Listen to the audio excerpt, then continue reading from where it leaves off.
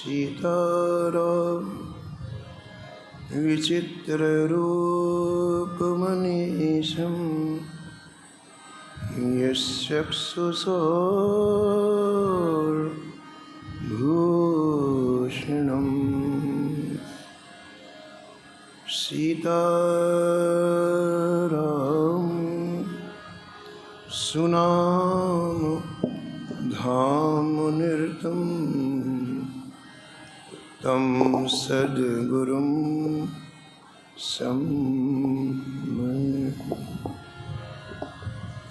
नीलाम्बुजे श्यामलकोमलांगं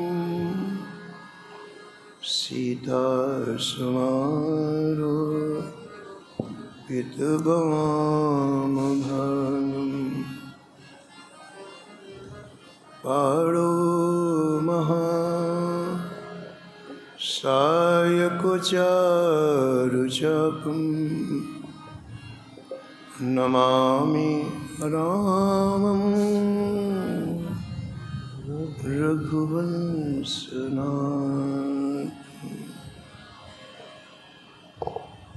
यत्र यत्र रघुनाथकीर्तनं तत्र तत्र कृतमस्तकाञ्जलिं बाष्पवारि परिपूर्णलोचनं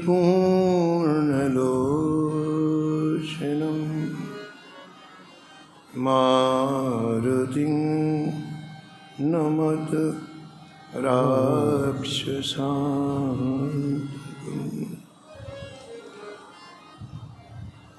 वाञ्छाकल्पतरुभ्यश्च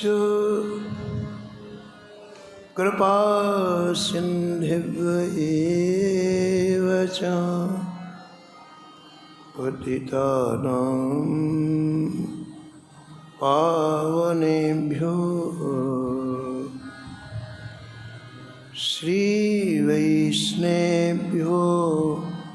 नमो नमः। भक्त भक्ति भगवन्ते गुरु चतुर नाम हुए, इनके पद वंदन किए। नासत विघ्न हने हरजू आए विराजिए। कथा सुनहु इतिहास, तुम श्रोता या मालुके। तुम पद रज मम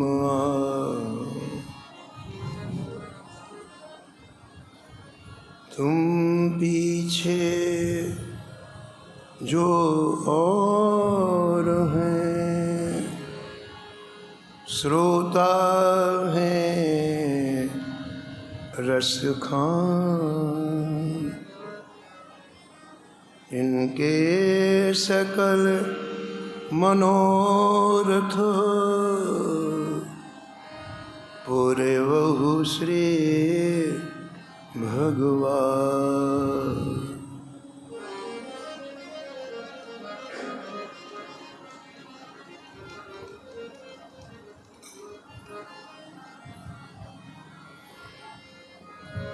राधे राधे गोविंद गोविंद राधे। राधे राधे गोविंद गोविंद राधे। राधे राधे गोविंद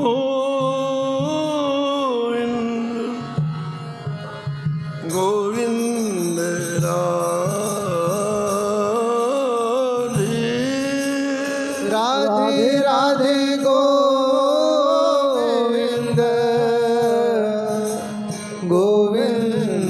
राधे राधे राधे गोविंद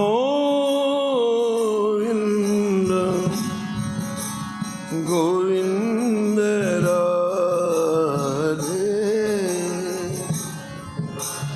राधे राधे गोविंद गोविंद राधे राधे राधे गोविंद गोविंद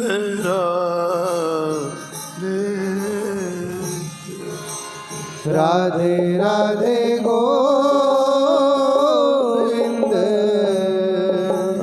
गोविंद राधे गोविंद राधे बोलो गोपाल राधे गोविंद राधे बोलो गोपाल राधे गोविंद राधे बोलो गोपाल राधे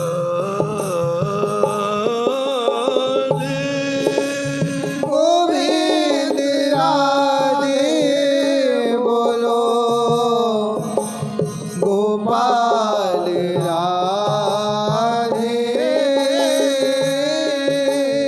राधे राधे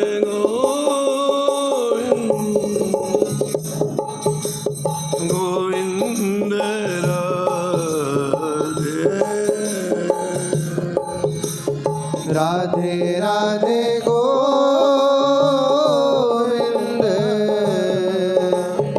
गोविंद राधे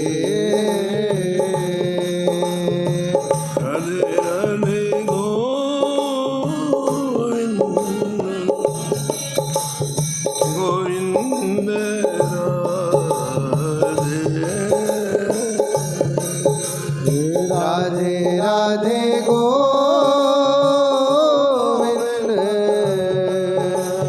गोविंद राधे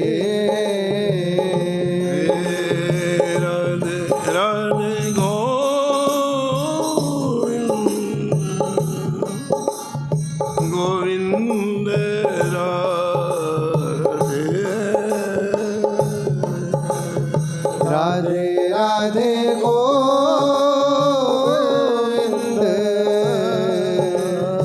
गोविंद राधे राधे गोविंद गोविंद राधे राधे राधे गोविंद राधे राधे गोविंद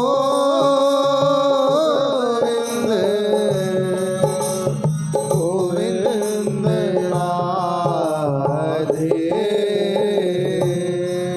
श्री जानकी वल्लभ लाल की जय। श्री मंगल मूर्ति हनुमान जी महाराज की जय।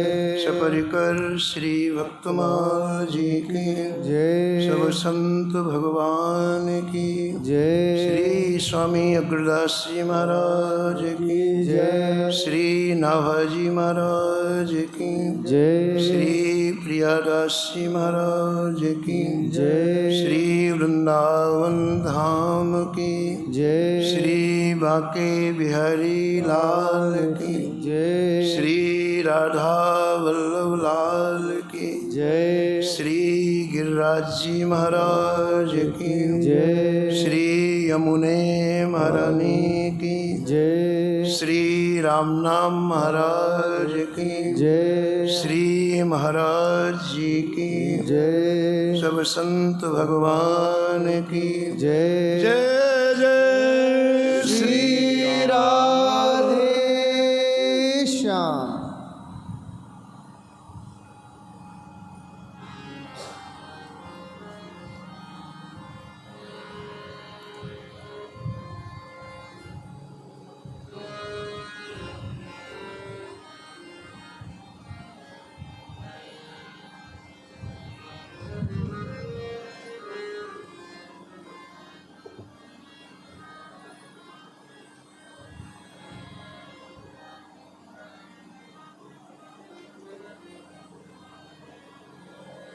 भक्त भक्ति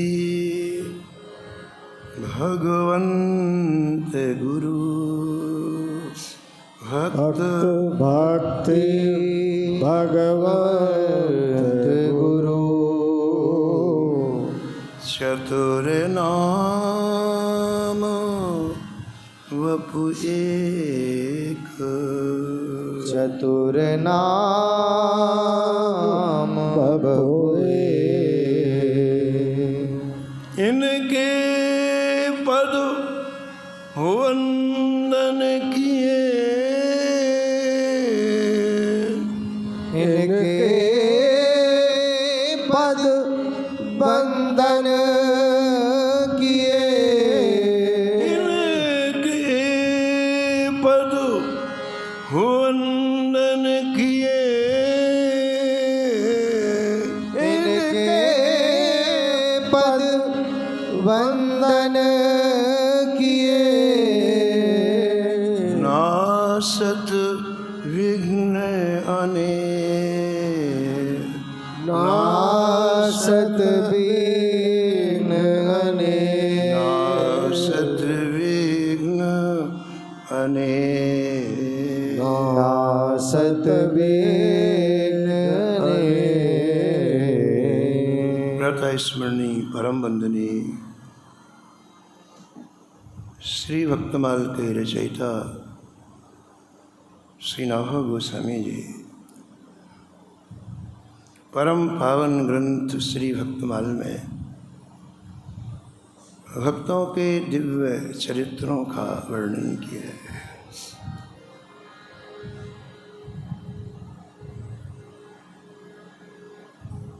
कल श्री गुरु पूर्णिमा का दिव्य महामहोत्सव है।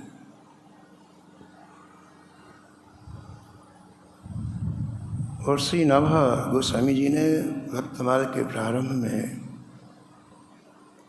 मंगलाचरण में ये 2 पंक्तियां लिखी हैं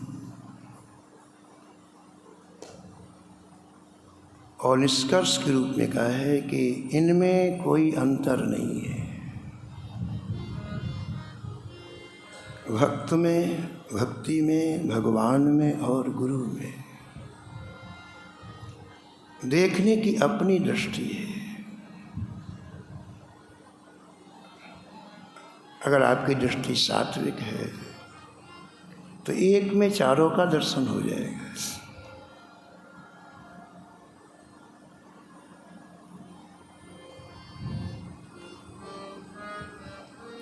भगवान ही अनुग्रह करके मानव के रूप में हमें संवारने के लिए गुरु रूप में प्राप्त होते हैं।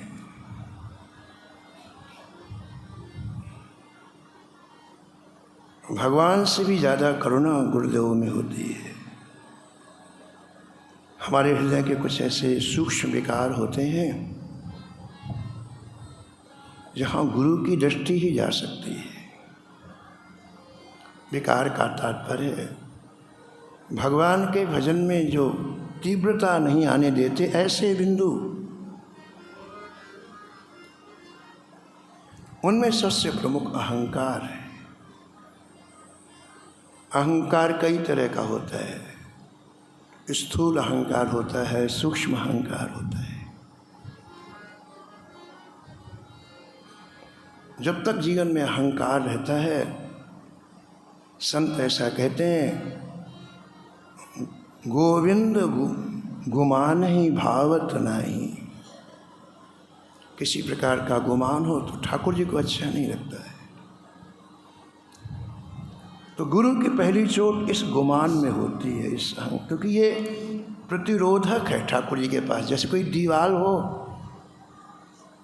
तो आगे की चीज़ नहीं दिखाई पड़ती है, ऐसे हम सब के जीवन में जो सबसे बड़ा प्रतिरोध है भगवत प्राप्ति में, वो अहंकार है।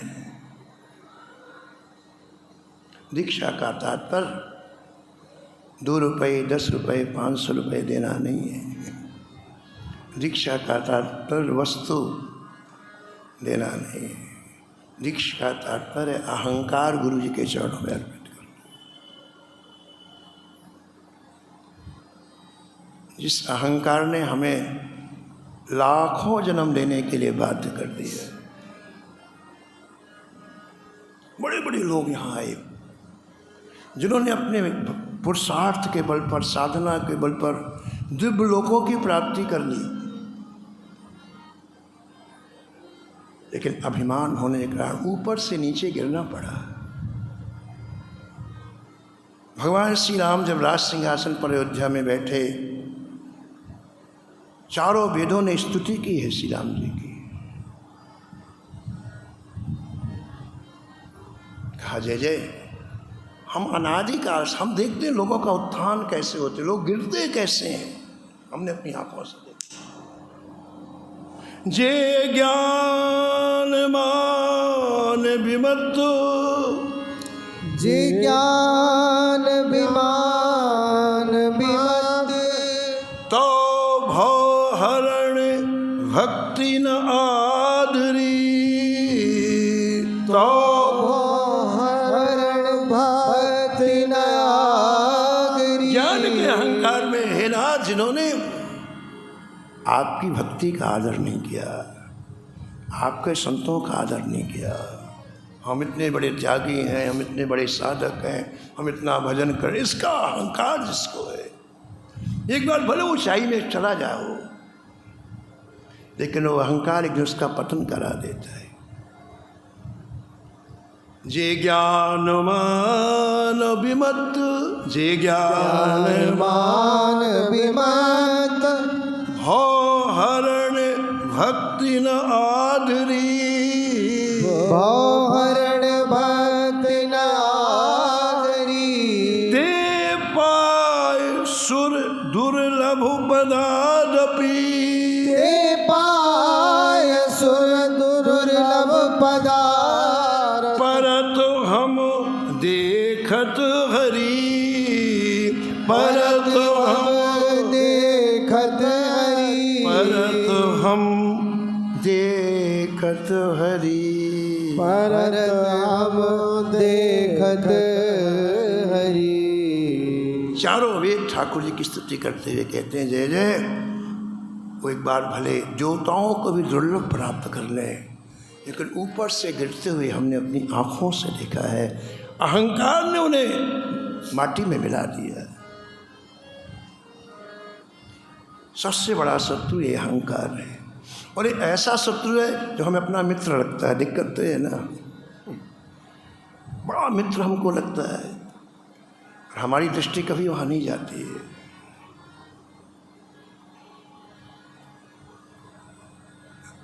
जगतगुरु रमनदाचार्य जी का शिष्य बना कलयुग, जिस युग में हम रह रहे हैं ना, कलयुग, राजा का रूप धारण करके आया, शिष्य बना। तो रमनदाचार्य ने पूछा, क्यों भाई कलयुग तुम राज्य कैसे करते हो? कलयुग राजा इस समय कैसे राज्य करते हो? कलयुग ने कहा, महाराज मैं तो एक अच्छे सिंहासन में केवल बैठा रहता हूँ, मैंने एक अपना मंत्री नियुक्त किया है जिसका नाम है अहंकार, और सबके हृदय में मैंने बैठा दिया है। मेरा सारा काम मेरा मंत्री करता है, सारा काम।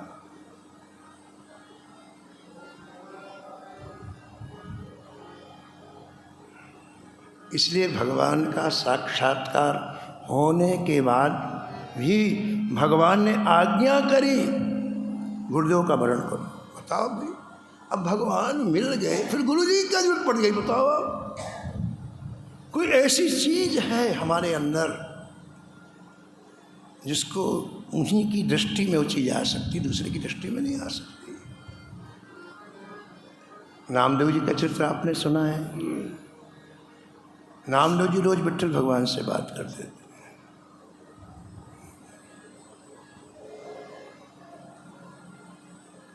और एक दिन गोरई चाचा के यहाँ प्रसाद पा रहे थे। ज्ञानदेव जी की बहन का नाम था मुक्ता। मुक्ता जी ने कहा, चाचा ये आपके पास ये जो हथौड़ी सरीके रखी है क्या है? गुरई चाचा ने कहा बेटी ये मैं घड़ा बना करके बेचता हूँ फिर संतों की सेवा करता हूँ। गुरई चाचा जात के कुम्हार थे, रोज घड़े बनाते उनको बेचते और संत सेवा करते। बोले बेटी मैं जब घड़े बनाता हूँ ना तो इससे मैं देखता हूँ घड़ा कच्चा है कि पक्का है। कच्चा घड़ा बनाते ना तो ये लोग अंदर हाथ लगा के उसको आकार देने के लिए धीरे धीरे उसमें चोट करते हैं। तो मुक्ता ने पूछा गुरई चाचा ये संत जो बैठे हैं इससे परीक्षण हो जाएगा कौन संत कच्चा है? बोले हाँ। तो हथौड़ी ऐसी लकड़ी की जैसी हथौड़ी होती है ना ऐसी होती हो। तो ले जाके छोटी थी बालिका थी मुक्ता, तो सब संत बैठे थे, पत्थर लगी हुई थी, परोसने वाली परोस रहे थे और एक एक संत के सिर के ऊपर ठक ठक ठक। कोई संत कुछ नहीं बोले। जब नामदो जी के सिर पर ठक किया, नामदो जी बड़ा गुस्सा, बोले क्या बदतमीजी है। भोजन के समय खड़े हो गए, बोले क्या कर रही है। तो उधर गुरई चाचा बैठे थे, बोले बेटी ये कच्चा है। अब तो और गुस्सा है, एक तो सिर पर ठक मारना, ऊपर से मेरे को कच्चा कह रहे हैं। अरे मैं तो भगवान से बात करता हूँ, मैं कैसे कच्चा हूँ। इतने गुस्सा हुए, उठ कर के पंगत छोड़ के पंढरपुर पहुँच गए। सीधे ठाकुर जी के पास बात होती थी उनकी। रो करके बोले जय जय आज भरी हुई सभा में गुरई चाचा ने हमारा अपमान कर दिया, मुझे कच्चा कह दिया। भगवान ने कहा नामा ठीक है, तुम कच्चे हो। क्यों कच्चा हूँ?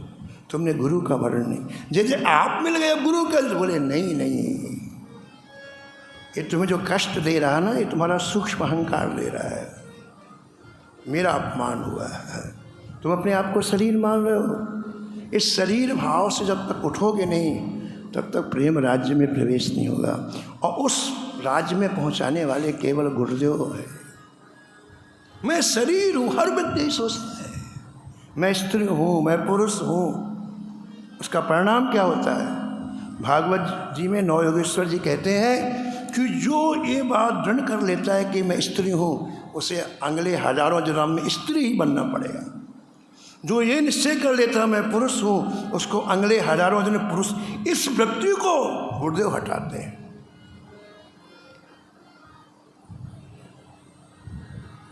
हमारे 3 शरीर हैं। एक स्थूल शरीर, आँख कान नाक का दिखाई पड़ता, सबको दिखाई पड़ता कि नहीं? ये आँख कान नाक का ये स्थूल शरीर है। मृत्यु होने के समय में ये स्थूल शरीर यहीं रह जाता है, इससे सूक्ष्म शरीर निकलता है। दूसरा सूक्ष्म शरीर। सूक्ष्म शरीर के अंदर भी एक शरीर रहता है जिसे कारण शरीर बोलते हैं। स्थूल शरीर, सूक्ष्म शरीर, कारण शरीर, ये तीनों शरीर मायामय है, माया से बनाए गए। गुरुदेव अनुग्रह करते हैं तो 3 शरीर से ऊपर दिव्य शरीर की प्राप्ति होती है।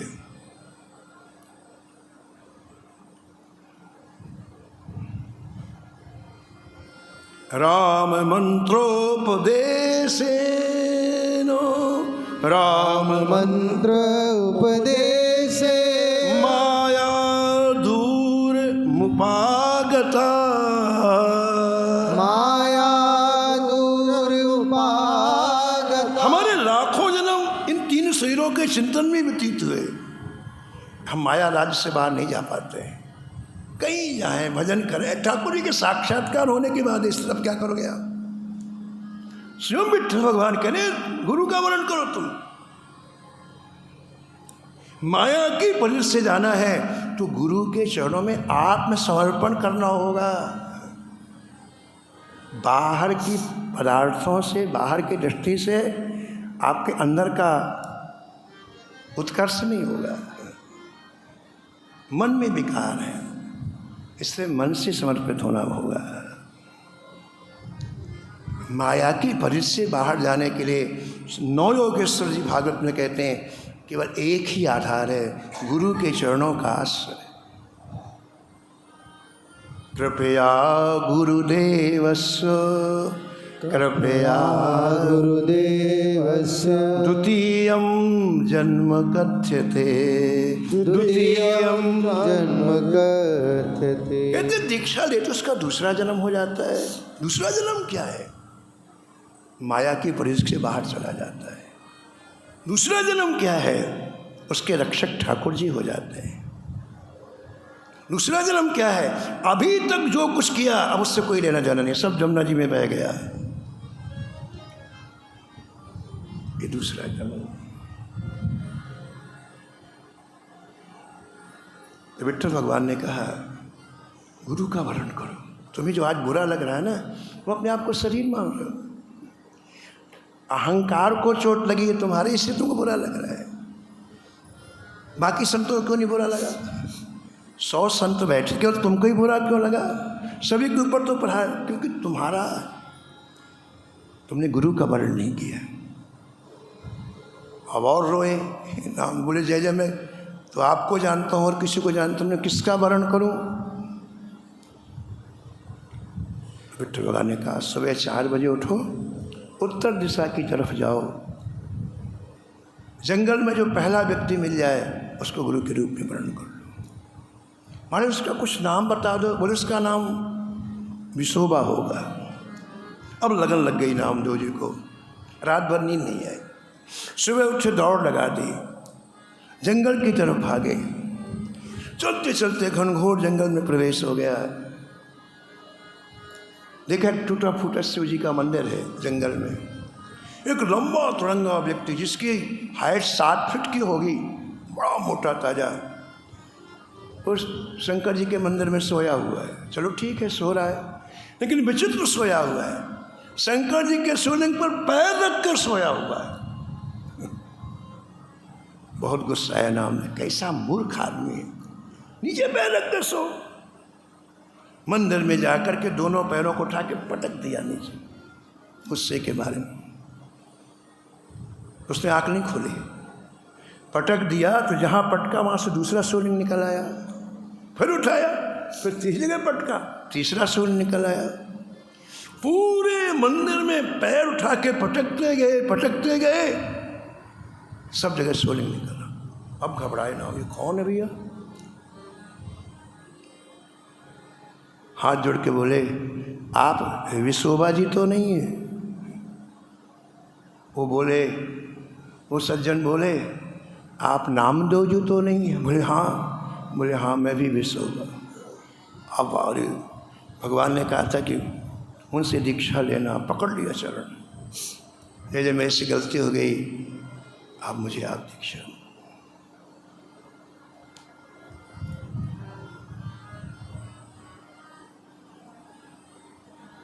विशोबा जी ने दीक्षा कहा, मैंने दीक्षा दे दी। कहाँ दी आपने? विशोबा जी ने कहा मन के बोध होने का नाम दीक्षा है।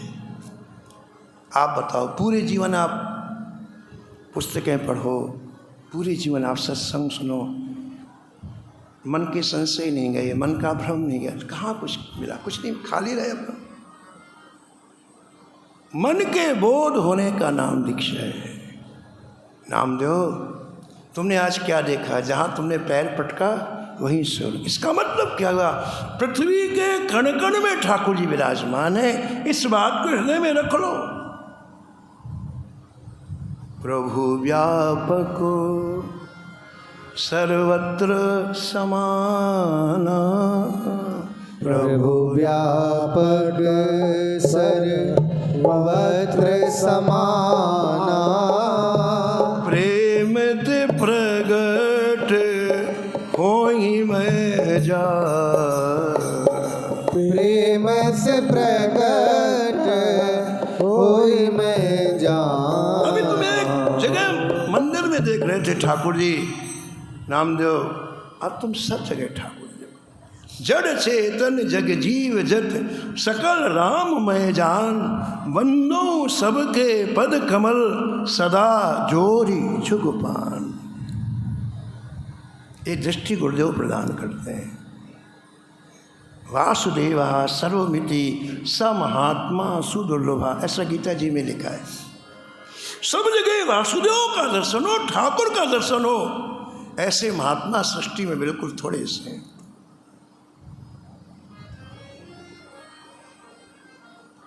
गुरु पूर्णिमा के दिन हमें याचना करना चाहिए अंदर से, गुरुदेव भगवान के चरणों में हमें एक दृष्टि प्रदान करो। इसी का नाम है दिव्य दृष्टि। वो स्वामी लिखते हैं, श्री गुरु पद नख मणिगण ज्योति, श्री गुरु पद नख मणिगण ज्योति, सुमिरत दिव्य दृष्टि ही होती, सुमिरत दिव्य दृष्टि होती, श्री गुरु पद नख मणिगण ज्योति, श्री गुरु पद नख मणिगण ज्योति, सुमिरत दिव्य दृष्टि ही होती, सुमिरत दिव्य दृष्टि उनके चरणों में समर्पण हुआ। उनके पद नखमणि का प्रकाश हमारे अंतःकरण में प्रविष्ट हुआ और अंतःकरण की जो दिव्य आंखें वो खुल गई। वो आँख ही में, हृदय में, और आँख के खुलते हुए क्या हुआ, सारे विकार नष्ट हो एक क्षण में। दलन मोहितम दलन मोहतम सो सुप्रकाशो, दलन मोहतम सो सुप्रकाशो, बड़े भाग उर आवहे जासु, बड़े भाग और आवे जासु। प्रेमियों, लेकिन बड़े भाग हो तो व्यक्ति इधर सोचता है, सब नहीं सोचते हैं। बड़े भाग कहते, भाग की पूंजी चाहिए, गुणों की पूंजी चाहिए, तब आपके हृदय में अपना कल्याण करने की इच्छा हो। किसको लगी है सब एक प्रवाह में बह रहे हैं। बड़े भाग जब अनंत जन्मों के पुण्य संचीभूत होते हैं, तब उसके हृदय में ऐसा विचार आता है और उसे दिव्य देह प्राप्त होती है। माया में देह अलग हो जाए और उसी दिव्य देह में प्रेम की प्राप्ति हो। इसलिए गोस्वामी जी कहते हैं, कोई कितना बड़ा हो, शंकर जी के समान हो जाए, लेकिन बिना गुरु के भवसागर को पार नहीं कर सकता, क्योंकि चिंतन शरीर का होता है।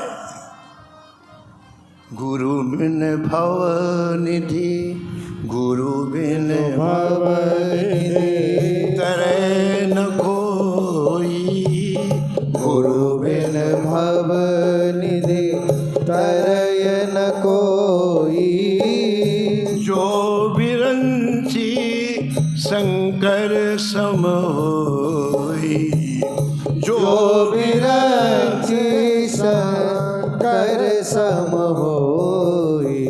वो पुरुषार्थ से ब्रह्मा बन जाए, वो पुरुषार्थ से शंकर बन जाए, लेकिन संसार सागर में बार बार आना पड़ेगा कि उसने गुरु का वर्ण नहीं किया और इस शरीर का चिंतन उसका छूट। समय का मैं एक बड़ी अच्छी कथा एक संत सुनाते थे।